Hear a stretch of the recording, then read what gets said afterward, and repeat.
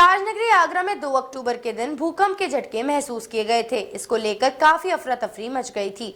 वहीं बिचपुरी स्थित RBS college campus में seismo-electromagnetic and space research laboratory में इसके पूर्व संकेत 23 सितंबर और 28 सितंबर को भी मिले थे।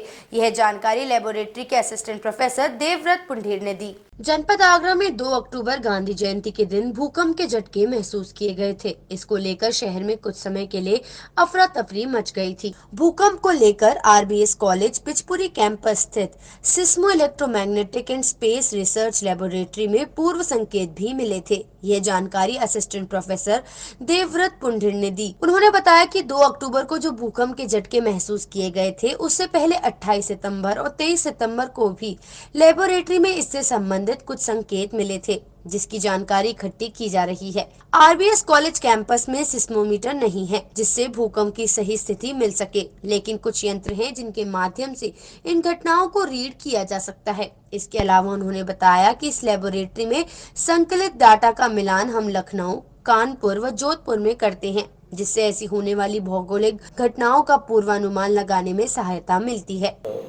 हाँ बिल्कुल, हम लोग जो एनालिसिस है रूटीन में भी मॉनिटरिंग करते हैं डेटा की, डेली बेसिस पर मॉनिटरिंग रहती है। और यहाँ पर हम actually GPS based total electron content को देखते हैं और सर्च कॉइल मैग्नेटोमीटर से अर्थ मैग्नेटिक फील्ड की भी मेजरमेंट करते हैं।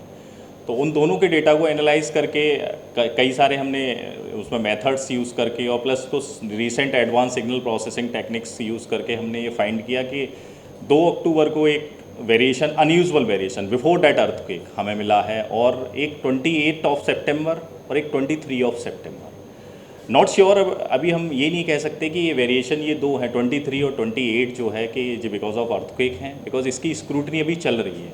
बिकॉज हमने और भी स्टेशंस का डेटा बोरो किया है जो पब्लिकली अवेलेबल है, डेट इज़ आईआईटी कानपुर में एक स्टेशन है, वहाँ से लिया है, जोधपुर में एक स्टेशन है, एक लखनऊ में स्टेशन है।